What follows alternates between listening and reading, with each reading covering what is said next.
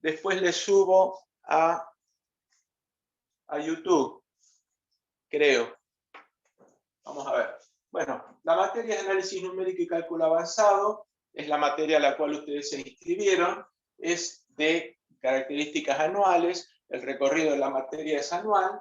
Vamos a comenzar viendo métodos numéricos para resolver ecuaciones no lineales, interpolación polinomial, derivada numérica, integración numérica,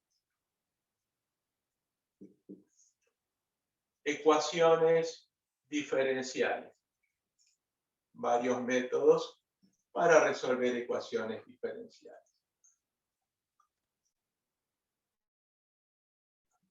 En la segunda parte, esto es todo numérico, cálculo numérico. En la segunda parte vamos a ver el método para resolver ecuaciones diferenciales de diferencias finitas. Ya no es un método numérico, sino que es un método algebraico y numérico. Vamos a ver series de Fourier.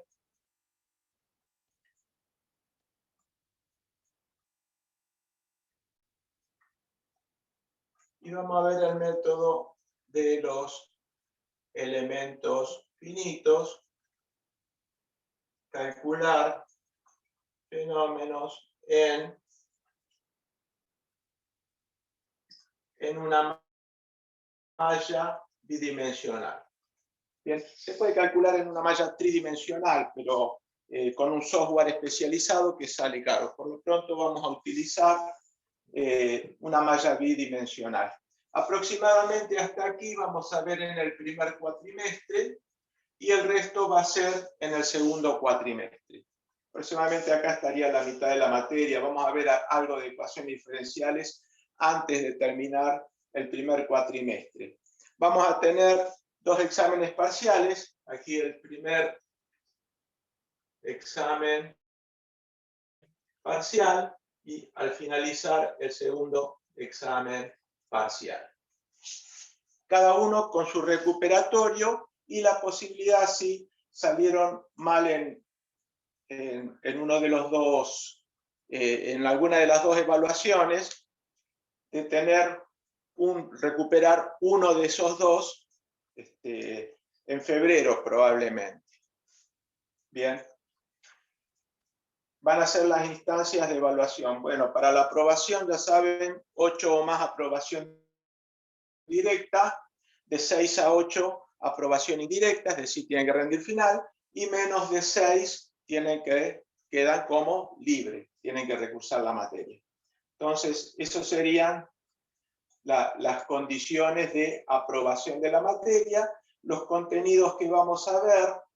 Muchos de estos contenidos están en la página, los prácticos están en la página de ecuaciones no lineales. Ustedes tienen videos y aparte tienen apuntes de cada uno de estos temas. Bien, los voy a dejar todos para que los vayan mirando. Si quieren ir observando los distintos temas, no los voy a borrar. Pero básicamente esta sería la materia. Es una materia corta porque tenemos poco tiempo. A pesar de ser anual, tenemos pocas horas a la semana. Son 2 horas reloj, menos de 2 horas reloj, porque de 6:15 a 18:45 1 hora y media reloj. Son 2 horas cátedra, 1 hora y media reloj por semana. No es mucho lo que podemos ver. Bien. A ver, aquí hay alguien que quiere entrar. Ahí está. Ya no es mucho lo que alcanzamos a ver, pero es lo que han considerado que tenemos que ver cuando hicieron el diseño curricular. Así que manos a la obra entonces. Y vamos a comenzar con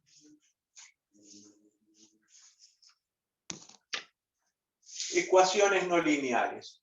No me acuerdo si el año pasado comencé con interpolación polinomial, pero este año quiero empezar con ecuaciones no lineales. Tienen un video de ecuaciones no lineales en el aula virtual, tienen un práctico de ecuaciones no lineales en el aula virtual y tienen también teoría escrita. De todos modos, vamos a ir explicando en las clases de los viernes un poquito de teoría, un ejercicio, modelo, para que ustedes lo puedan ir resolviendo durante la semana. Vamos a utilizar mucho la computadora. Yo acá no, en el pizarrón no, porque no tengo posibilidad de tener una computadora, pero ustedes que tienen posibilidad, vamos a usar planillas de Excel, como también vamos a utilizar el Matemática, si lo pueden instalar, o el GeoGebra es muy útil también para aproximar valores, para todos estos cálculos que vamos a iniciar. El primer método que vamos a ver es un método numérico.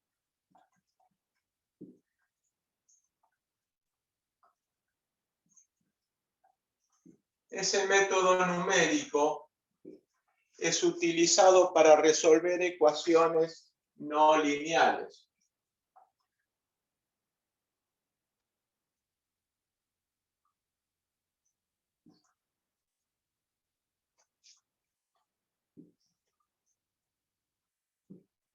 No es el método que elegiría por ahí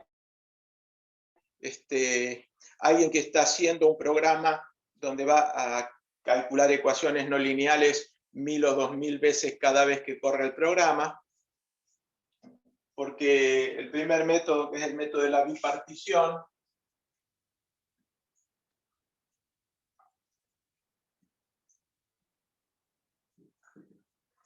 es un método sencillo,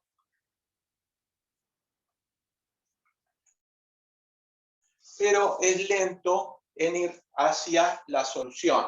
La convergencia de este método es muy lenta. Esa es una de las principales dificultades. Hay que calcular muchas veces para llegar a un valor cercano a la solución. Pero tiene la facilidad de que es sencillo.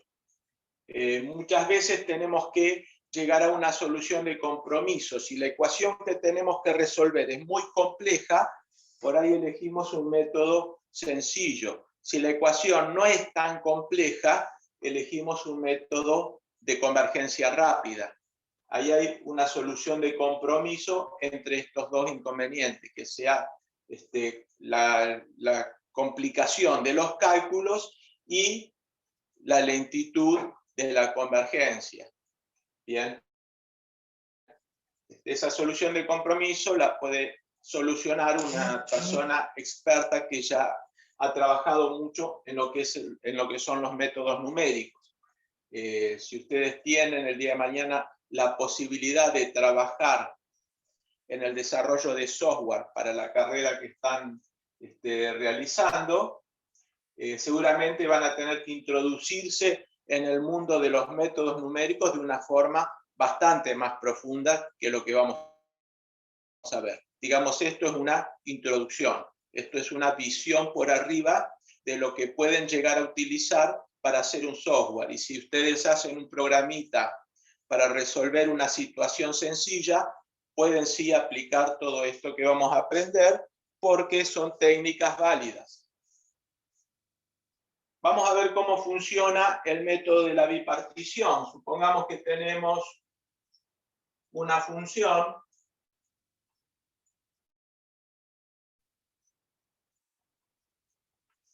vamos a hacerle otro colorcito. Esta es la función f de x. Esta función f de x tiene una raíz acá, R, que es lo que nosotros queremos hallar. Queremos hallar la solución de f de x igual a 0. Bien, como pueden ver, no es una ecuación lineal, no es lineal, sino que tiene cierta curvatura, lo que no nos permite utilizar los métodos de ecuaciones lineales. Bien. Para poder encontrar esta solución, o qué es lo que permite hacer este método, si yo conozco un x para el cual la solución f de, supónganse, x0 es positivo, y conozco otro x que me da una solución f, vamos a poner al revés, este x0 y este x1. Porque este está x1. Bien. Y un valor de x1 negativo, de f de x1 f de x0 negativo, f de x1 positivo. Como yo tengo un valor negativo, un valor positivo, y si la función es continua, en algún momento va a tener que pasar por el valor 0. Porque si cambia de signo, tiene que pasar por 0, considerando que la función sea continua, obviamente. ¿Se entiende? Entonces vamos a tener la raíz R va a estar en un intervalo x0, x1. Va a pertenecer a ese intervalo cerrado. Va a estar en x0, x1, ahí adentro. Porque este me da negativo, f de x0, f de x1 me da positivo, hay un x intermedio que me va a dar 0. Y ese x intermedio lo llamé R. En R me va a dar 0. ¿Qué es lo que logra este método? Este método lo que me permite hacer es, partiendo de este intervalo enorme, me permite ir achicando el intervalo y llegar a un intervalo mucho más pequeño donde se encuentra la raíz. Es decir, arranco de un intervalo grande, me voy acercando cada vez más a la raíz de ambos lados hasta llegar a un intervalo muchísimo más pequeño. ¿Cuánto más pequeño? Todo lo que uno quiera. Uno elige el tamaño de este intervalo. Es decir, que yo puedo estar a 10 a la menos 5 de la raíz. Yo puedo tener un valor que esté alejado de la raíz 10 a la menos 3. Eso lo elijo yo. Yo cuando llego a un valor lo suficientemente cercano, ahí digo, bueno, ya está. Ya tengo que la función me da 0,0001. Me doy por satisfecho. Ese es para mí mi raíz. ¿Se entiende?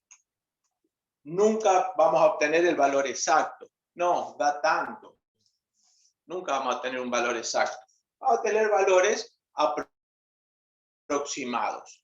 Bien, en este caso partimos de un intervalo enorme y llegamos a un intervalo mucho más pequeño. Ahora, ¿cómo es el procedimiento para, partiendo de este intervalo grande, llegar a este intervalo chiquitito? Bueno, yo lo que hago, vamos a hacerlo acá, este es el intervalo x0, x1, aquí está la raíz. ¿Qué hago con ese intervalo? Lo corto por la mitad. Bien. Me fijo de qué lado está la raíz. ¿Cómo puedo saber yo de qué lado está la raíz? Si me quedo de acá o me quedo de allá, sin ver la gráfica, con los números. ¿Por qué? Porque f de x0 es negativo. Este valor me tiene que dar positivo. Bien, el producto f de x0. Ahora x1 se corrió acá.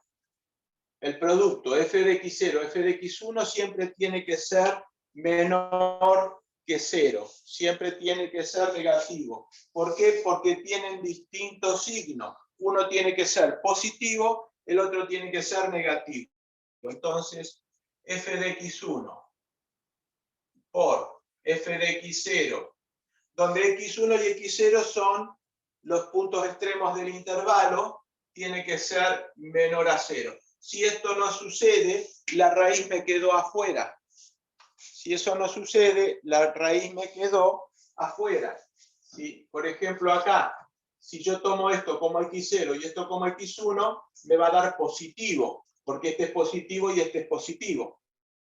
Bien, entonces yo sé que acá no está la raíz. Pero si yo tomo esto como x0 y esto como x1, el producto me va a dar f de x0 por f de x1, me va a dar negativo, porque uno va a ser negativo y otro va a ser positivo. Tienen distintos signos.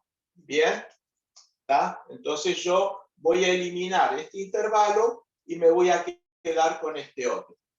Ahora, ese otro intervalo, en el siguiente paso, x0, x1, R está por acá, vuelvo a hacer el mismo procedimiento. Divido el intervalo por la mitad, bien, y me fijo de qué mitad me queda la raíz. Tengo que desplazar x1 hacia acá. Perfecto. Vuelvo a hacer lo mismo. Ahora tengo este intervalo, x0, x1. Y tengo que la raíz está por acá. Procedimiento. Nuevamente, divido el intervalo por la mitad y ahora el que tengo que correr es x0. Bien. Fíjense cómo partí de un intervalo y en dos pasos ya tengo un intervalo que es la cuarta parte de este. Bien, la mitad de la cuarta parte, octavo, 16avo del intervalo con el que arranqué. Bien, vamos a ver cómo es el procedimiento así. Esto es lo que uno hace. Ahora, ¿cómo lo hago en una hoja, por ejemplo, de Excel?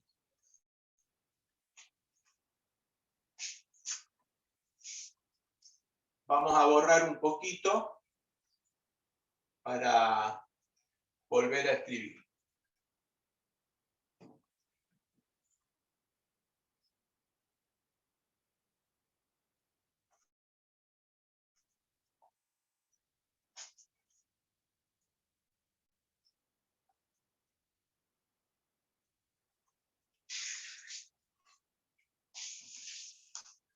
Bien, vamos a poner otra nomenclatura que sea más fácil. Esto es X, esto es Y,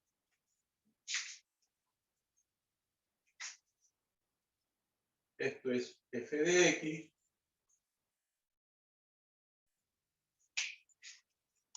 un extremo del intervalo va a estar acá,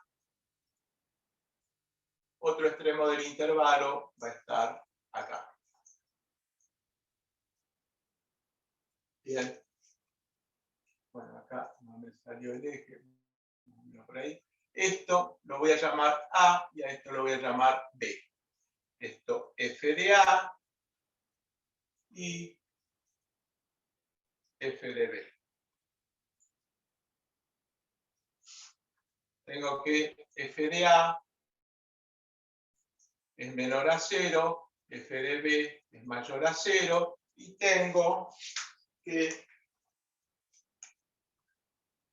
acá abajo f de A por f de b es menor que 0, es negativo, porque tienen distintos signos. Si tienen distintos signos, hay un valor intermedio en el cual la función toma el valor 0. Ese valor intermedio es el que yo estoy buscando.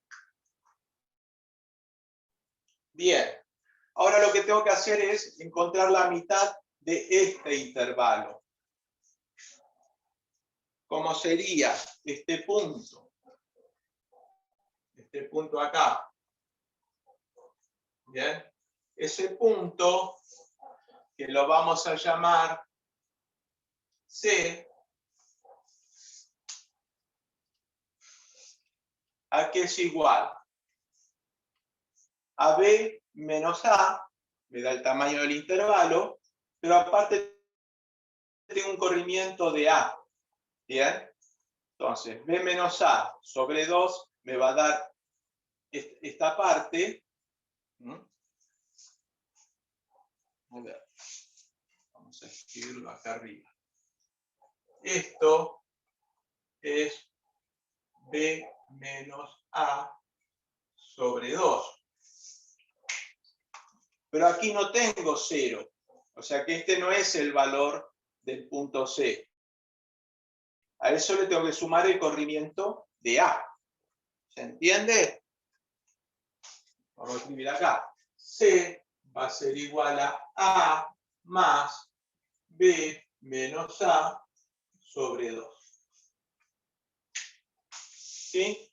¿Por qué? Porque B menos A sobre 2 me da la mitad del intervalo. Pero aparte le tengo que sumar A, porque el intervalo no arranca en 0, sino que está desplazado a unidades. ¿Se entiende ahí? ¿Sí? Sí, profe, por ahora. ¿Cómo? Sí, por ahora sí. Sí, profe. Perfecto. Perfecto, entonces. Bien, entonces tenemos que C va a ser igual a más B sobre 2 menos A sobre 2, es decir, que C es A más B sobre 2. ¿Bien? C es A más B sobre 2. Ese es el valor que estamos calculando. Una vez que tenemos el punto medio del intervalo, C, yo tengo que fijarme qué voy a correr, si voy a correr B hacia C o A hacia C, para hallar mi nuevo intervalo. Mi nuevo intervalo va a ser AB, pero uno de los dos va a tener que correrse al punto C. Gráficamente podemos ver que aquí es el punto B. ¿Sí? ¿Por qué? Porque f de C está arriba. F de C es mayor que 0. Está arriba. Entonces, B va a ocupar el lugar de C. ¿Bien? Esto lo podemos hacer un poco más mecánico utilizando una tablita. Vamos a poner el número de iteración para tener una cuenta de cuántas iteraciones hemos utilizado, el valor de A, el valor de B, el valor de f de A, el valor de f de B. Después calculamos C y calculamos f de C. Bien, esta tablita nos permite, se puede hacer por ejemplo en un Excel, y nos permite ir calculando paso a paso cada cosa. Yo pongo acá el valor de A, el valor de B, el valor de f de A, que va a ser negativo, el valor de f de B, que va a ser positivo. Calculo C y lo coloco acá. Bien, ahí vamos. A ver, acá como hay cálculo, vamos a poner C igual A más B sobre 2. Bien, y calculo f de C. Dependiendo del signo de f de C. Si f de C me da negativo, yo lo tengo que reemplazar por A, por f de A. y C por A. Yo ahí, si me da negativo, yo reemplazo C por A y acá me va a quedar F de C. Si me da positivo, yo reemplazo C por B y F de C acá, para que se me siga cumpliendo esto, que F de A por F de B sea menor que 0. Esto tengo que verificarlo todos los pasos. El producto de esto por esto tiene que ser menor a 0, es decir, tienen que tener distinto signo. ¿Correcto?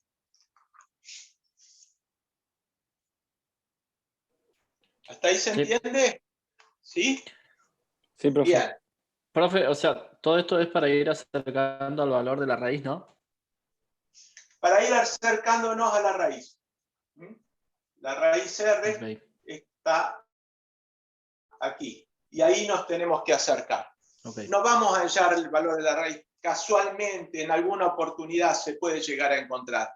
Pero no es lo habitual, no es lo común. En general, nos acercamos mucho a la raíz, todo lo que queremos, pero no hallamos el valor exacto de la raíz. ¿Por qué? Porque es un gasto computacional muy grande, el costo es muy grande, nos conviene acercarnos. Fíjense ustedes, por ejemplo, si estoy calculando una temperatura, con 2 decimales estoy sobradamente bien. No hay un termómetro que te mida el tercer decimal, salvo que sea una aplicación física muy delicada, pero en la generalidad de los casos, con 2 decimales para una temperatura está perfecto. Ya sea en grados centígrados, Fahrenheit o en la unidad que quieran. Bien. Para una distancia, si estamos hablando de una distancia en una zona de campo, el metro está perfecto. ¿Sí? ¿Se entiende? Sí. Siempre hay un valor en el cual ya por más que sigamos acercándonos no nos va a aportar nada, no nos va a decir nada nuevo. No lo vamos a poder usar porque los métodos de medición que tenemos son más limitados que el cálculo que hicimos. ¿Bien? Bueno, ese sería el procedimiento. Así de fácil y sencillo vamos avanzando, acercándonos a la raíz hasta donde nosotros consideramos que es suficiente. Y vamos a hablar un poco de eso, de cuándo es suficiente.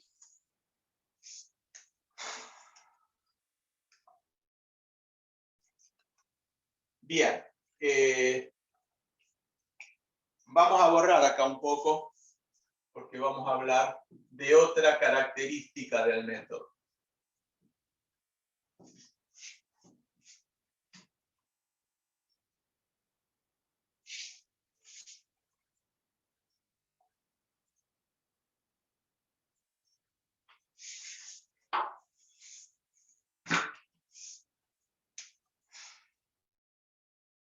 Bien, yo en el método parto de B menos A.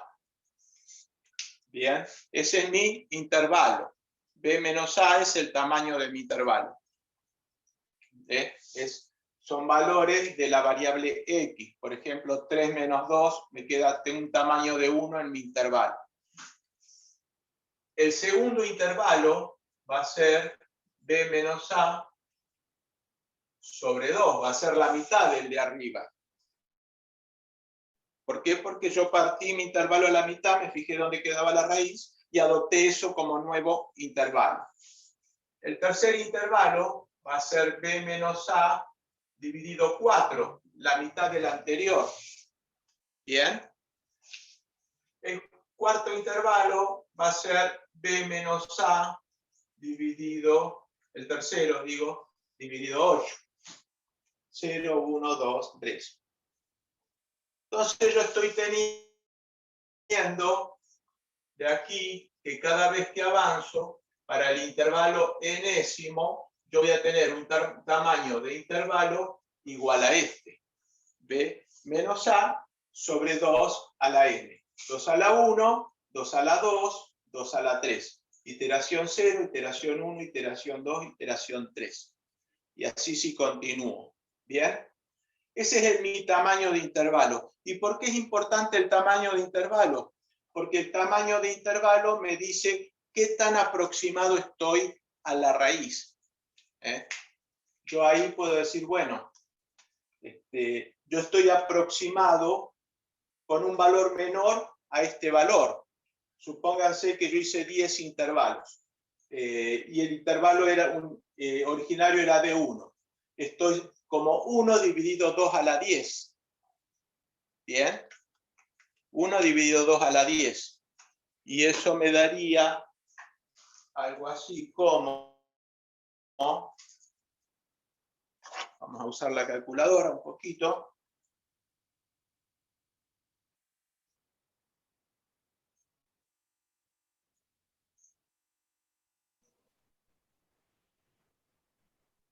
Cero triple 0,9.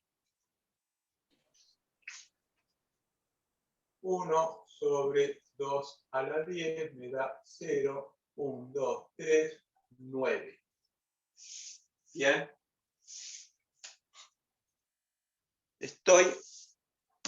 El tamaño del intervalo décimo, cuando parto de un intervalo unidad, va a ser ese. Estoy muy cerca de la raíz, muy cerca de la raíz. ¿Sí? Si yo digo que quiero estar si yo quiero estar lo suficientemente cerca, más cerca que 0,001, yo quiero esta proximidad del intervalo, entonces, con 10 intervalos, está sobradamente cumplido. ¿Se entiende? Bien. Si esto vale 1, b menos a, con 10 intervalos ya llego a una exactitud con respecto a la raíz menor a una milésima. Estoy por debajo de la milésima. Para muchas aplicaciones es adecuado. Bien. Pero supongamos que no tenemos intervalo 1, entonces queremos saber, para mi intervalo 2 a la n menor que un epsilon dado. Yo acá en epsilon puedo poner 10 a la menos 5, 10 a la menos 4, 10 a la menos 6, 10 a la menos 2, el valor que yo quiera. Y yo lo que quiero calcular es cuántas iteraciones tengo que hacer para estar en ese rango de exactitud, tan lo suficientemente cerca de la raíz. Por eso les digo que podemos acercarnos todo lo que querramos. Yo acá puedo decir, bueno, yo quiero estar a 10 a la menos 10. ¿Cuántas iteraciones tengo que hacer? Tengo que calcular n. N la calculo básicamente pasando 2 a la n para allá, b menos a, sobre epsilon, ahí vamos a poner igual, 2 a la n, aplicamos logaritmos, me queda el logaritmo, cualquier base, b menos a sobre epsilon es igual a n, es el mismo logaritmo 2, y de ahí podemos sacar la cantidad de iteraciones para un epsilon dado. Sería el logaritmo del tamaño del intervalo dividido el epsilon dividido el logaritmo de 2. ¿Bien? Con esto yo puedo calcular iteraciones que necesito hacer para tener una aproximación a la raíz dada, una aproximación que yo elija. Esto es importante porque esta es una característica de este método, es el único método que se puede saber de antemano cuántas iteraciones tengo que hacer. Los otros métodos no lo sé, pero acá sí, yo sé que quiero una aproximación de 10 a la menos 5, calculo n y lo puedo lograr. Otro método no se sabe. Tenemos que hacer iteraciones hasta tener una función lo suficientemente cercana a 0. Bien. Entonces, este es otro de los beneficios de este método. A pesar de ser lento, yo de antemano conozco cuánta cuenta tengo que hacer, cuánto tiempo me va a insumir el cálculo. En un programa de computación, el saber cuánto tiempo o cuántos ciclos de computadora me va a llevar un cálculo es una ventaja. La desventaja es que es lento. Bien, es muy lento para la convergencia.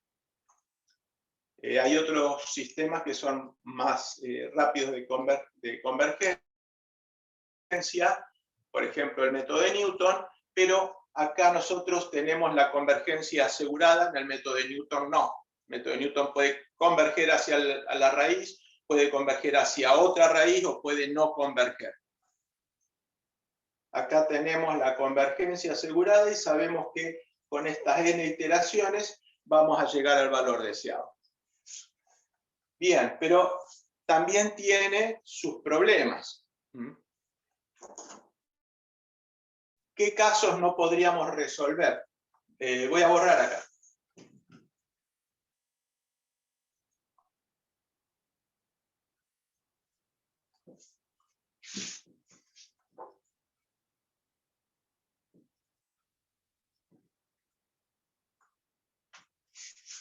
Supongamos que tenemos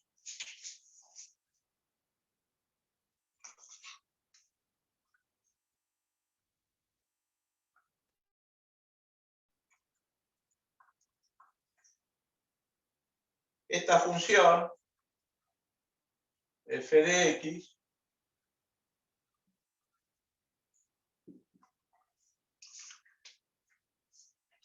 o que tenemos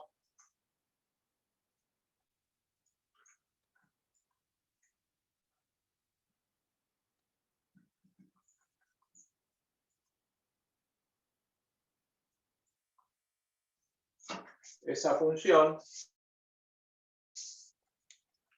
Esto no lo puedo calcular. Esta raíz es imposible de calcular con este método. Acá no. ¿Por qué no puedo? Porque nunca voy a tener un valor de la función positivo y uno negativo. Este sí. Sí lo voy a poder calcular. Pero este no. Es imposible. Bien. Nunca voy a poder arrancar el método. Este valor, si bien no hay acá una raíz, me puede confundir. Puedo empezar a calcular, a achicar el intervalo y no llegar a nada. Tener tantas iteraciones como yo calculé que iba a utilizar y llego a cualquier cosa. Bien, porque no hay una raíz. ¿Sí? Yo tengo acá que f de a es negativo, f de b es positivo, pero no hay raíz en el medio. Esa es otra dificultad que tengo que de antemano estipular o saber, considerar que la función sí o sí tiene que ser continua. Y no tiene que ser tangente al eje de las x la raíz que yo quiero hallar. Bien, estas son dos dificultades que en este método no se pueden salvar.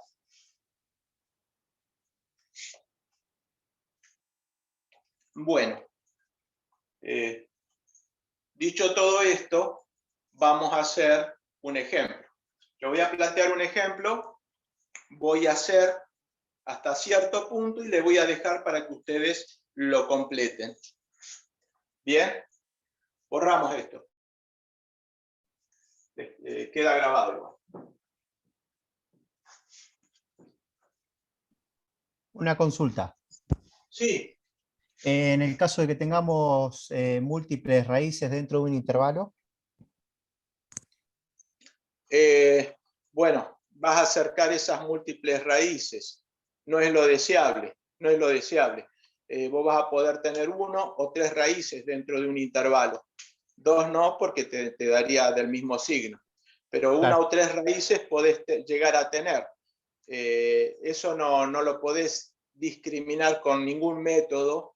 Vos tenés que estar seguro que ahí donde vos tenés un valor positivo y uno negativo, tenés una única raíz. Tiene que estar claro el intervalo en el que analizamos la función, digamos. No, porque por ahí te va a dar 0 y vas a creer que llegaste a la raíz, pero es otra raíz, no la que vos estás buscando. Tenés por ahí que empezar de un intervalo más pequeño. Pero sí, es una situación insalvable también. Bien. Perfecto. Bueno, bien. Vamos a poner una función. Supongamos que f de x, vamos a hacer un polinomio, que es fácil. x quinta menos x cuadrada más 3x más 2. A ver, para 0 me da positivo. Para 1 me da positivo. 5, ahí me queda. Me da 5. Para 2, sí, vamos a cambiarla un poquito. Vamos a poner menos x quinta y más x cuadrada. Ahí. Acá un menos. Bien. Entonces, para 0 me da 2. Positivo. Bien. Entonces, x igual 0, f de x igual 2. Para 1 me sigue dando positivo, 5. Para 2 me da 32. Y acá, 4 más 6, 10, 12, menos 20, ¿no? Para x igual 2, f de x menos 20. Porque 2 a la quinta es menos 32. Y acá tengo positivo. 4, 10, 12. Menos 32 más 12, menos 20. ¿Estamos bien con las cuentas? Sí. ¿Sí? Sí. Un intervalo enorme, un intervalo grande. ¿Sí? Y no estoy seguro de que haya una única raíz, como vos decías, en ese intervalo. En este punto, lo que ustedes pueden hacer es graficar. Pero supongamos que no tenemos un graficador y que tenemos que resolver esto y que tenemos que hacerlo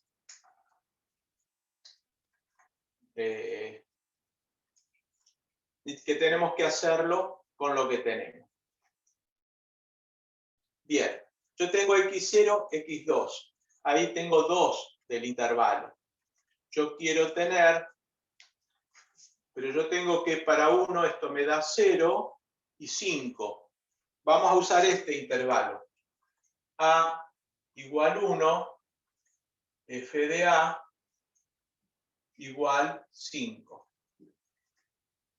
B igual 2, f de B igual menos 20.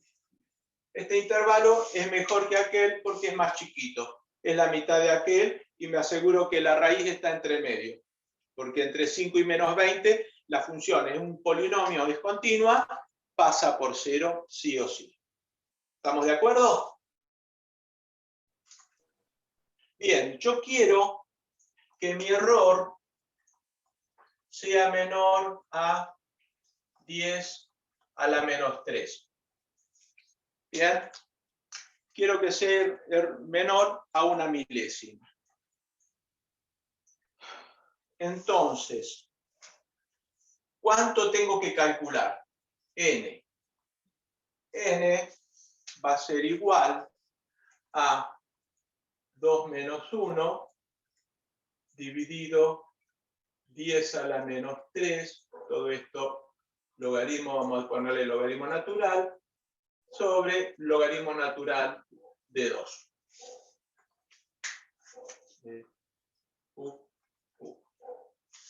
Esa cuenta.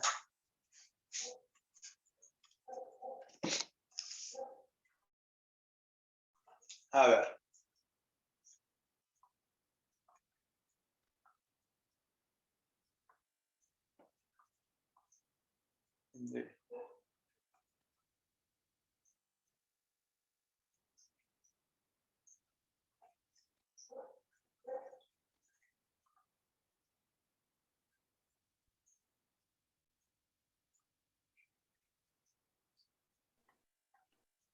$9,9657 puede ser. Ya te digo. 9,96, exactamente. Entonces tendríamos que hacer 9,96 iteraciones. Podemos hacer 9 o 10. Vamos a ponerle 10. para estar seguro.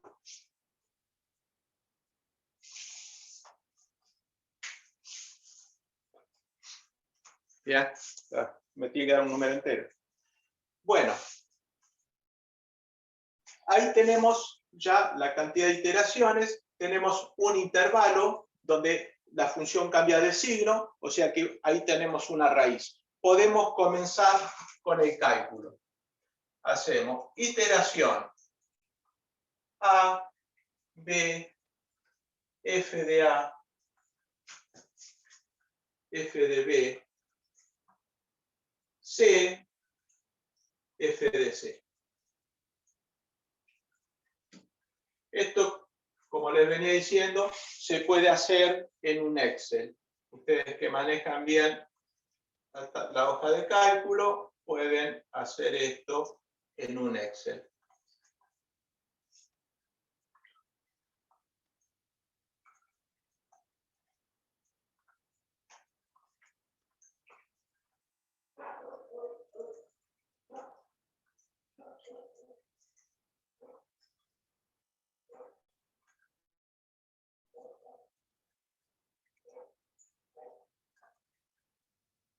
Bien, yo voy a hacer hasta ahí 0, 1, 2, 3, 4. Y es n.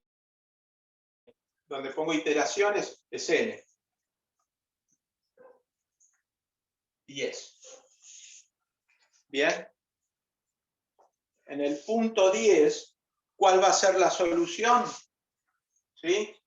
La solución va a ser el intervalo que me dé. Ya sea AC o CB. El intervalo que me dé.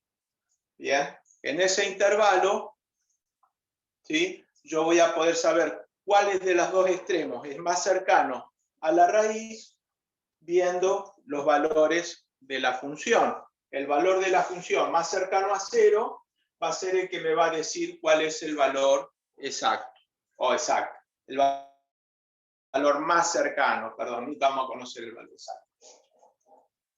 Bueno, en la iteración 0 ponemos los datos del problema. A vale 1, B vale 2. F de A vale 5, F de B vale menos 20, el producto me da menos 100, es menor que 0, estamos en lo correcto, estamos bien. Esto por esto me da negativo. Perfecto.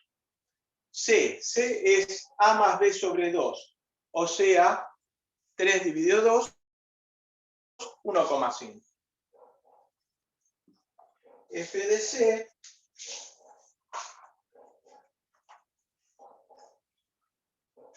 a ver los calculistas.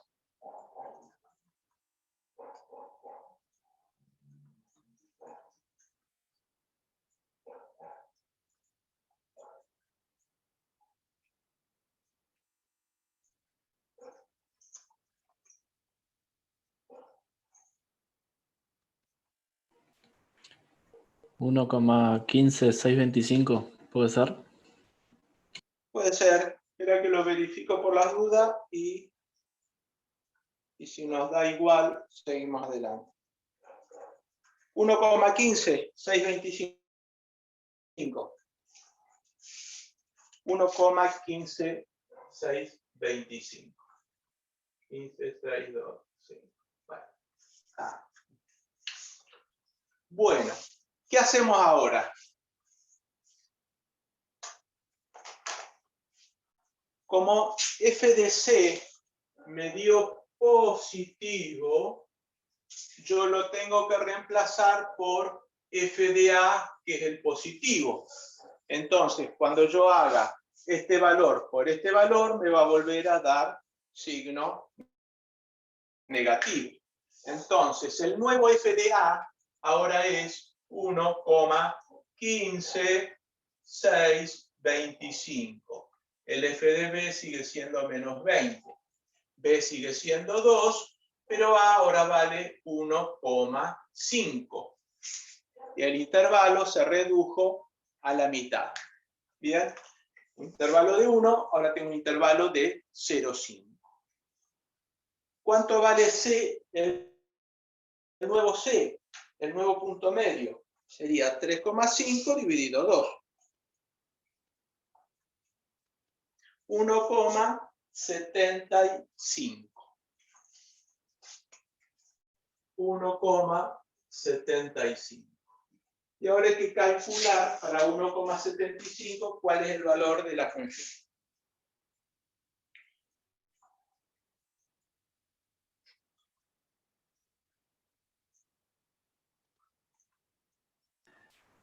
El profe no era dividido 4, ¿no? No, dividido 2. Dividido 2. Ah, ok. 1 menos 2 dividido 4. Pero no, es A más B dividido 2 para hallar el nuevo punto medio del intervalo.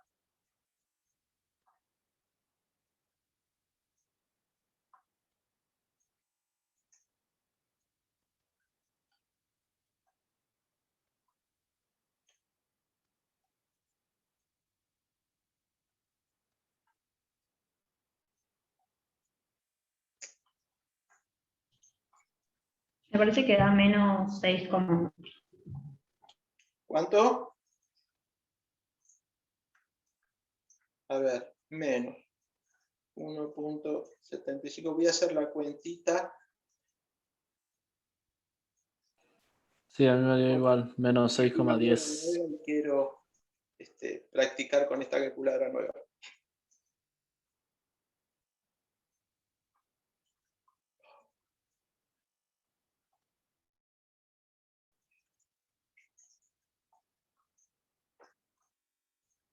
Ahí.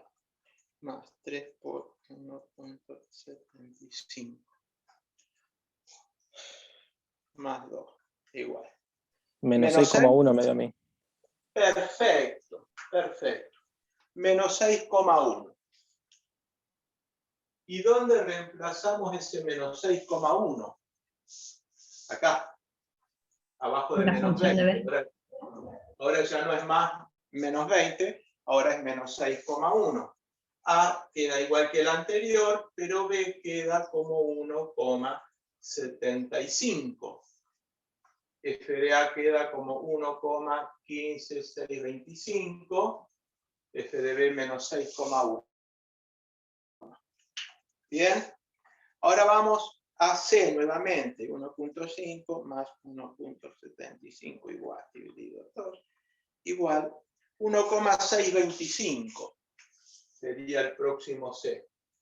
Y para esto hay que calcular de nuevo el polinomio.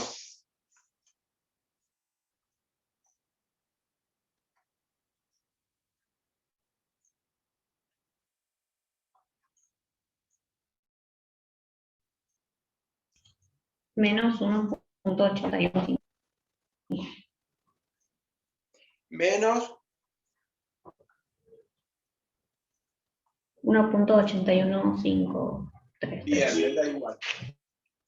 Menos 1,81. Etcétera. Entonces nuevamente F de B. Menos 1,81. Y F de A sigue siendo 1,15.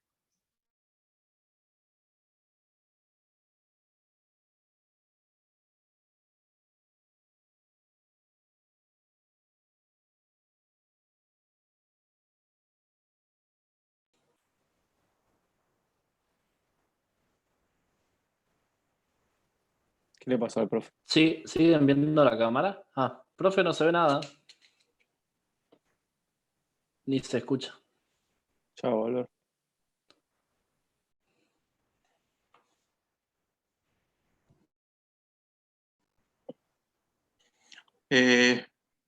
Bueno, ¿se entiende cómo vamos?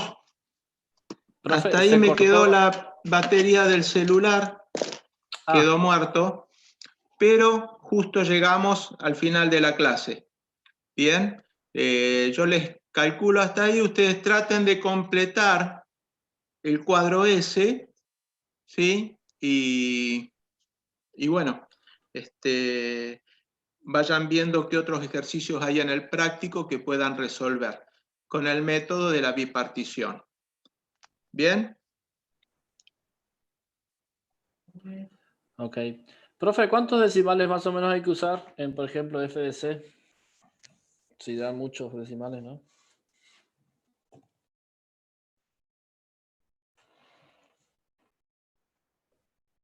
Se fue.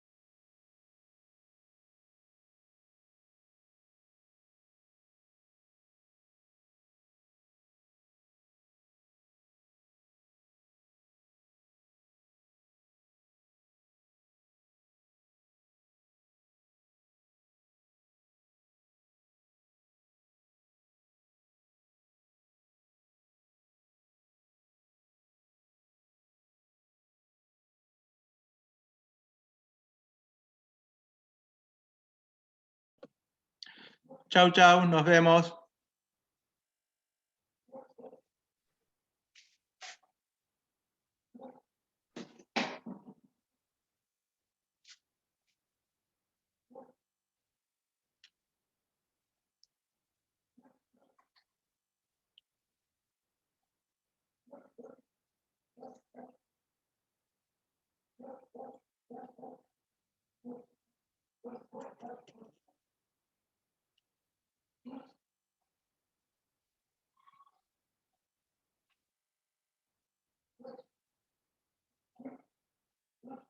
Sí, misión de Android.